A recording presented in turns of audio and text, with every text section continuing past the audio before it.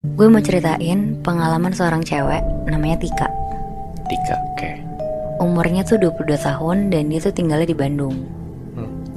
Tika tuh masih kuliah karena kampusnya di Depok. Jadi si Tika ini tuh nyewa apartemen di Depok. Bisa dibilang Tika ini jarang banget pulang ke rumah, apalagi semenjak almarhumah mamanya tuh meninggal 1 tahun lalu. Oke. Jadi Tika benar-benar lebih banyak ngabisin waktu di apartemennya yang di Depok. Sampai akhirnya pas Tika lagi libur semester, Tika kepikiran buat pulang ke rumahnya yang di Bandung.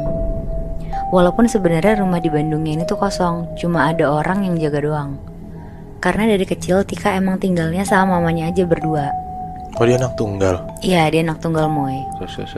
Itu juga jadi alasan terbesar kenapa Tika udah lama gak pulang ke rumahnya. Ya karena setiap dia pulang ke rumah, dia tuh jadi sedih lagi sama dia kepikiran mamanya yang udah gak ada. Jadi Tika nih berusaha buat ngedistract pikirannya dengan dia tinggal dan kuliah di Depok. Tapi karena dia juga bingung mau ngapain lagi di Depok, akhirnya dia pulang ke rumahnya. Tika naik travel dari Depok ke Bandung. Sebenarnya pikirannya Tika tuh selalu mamanya. Dia selalu ingat apapun yang dia dan mamanya lakuin di rumah. Tika juga sempat netesin air mata pas di travel. Tapi di sisi lain dia juga harus kelihatan kuat kan, karena udah setahun yang lalu mamanya meninggal. Setelah 4 jam Depok Bandung, akhirnya kira-kira jam 5 sore sampailah Tika ke rumahnya. Dari pas masuk pagar, Tika mikir apa dia jual aja ya rumah ini. Karena dia ngerasa rumahnya tuh gede banget untuk dia tinggalin sendiri. Pas pikirannya lagi kemana-mana, tiba-tiba dia disamperin sama Pak Rahman.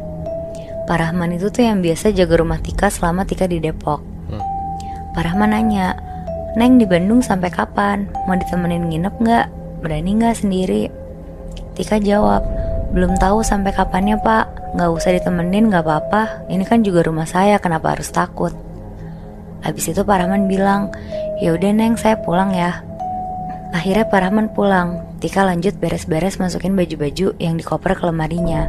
Karena ada Pak Rahman yang lumayan sering bersihin rumah, jadi rumah Tika tuh rasanya bener-bener kayak rumah yang masih ditempatin orang setiap hari gitu Moy, Bi.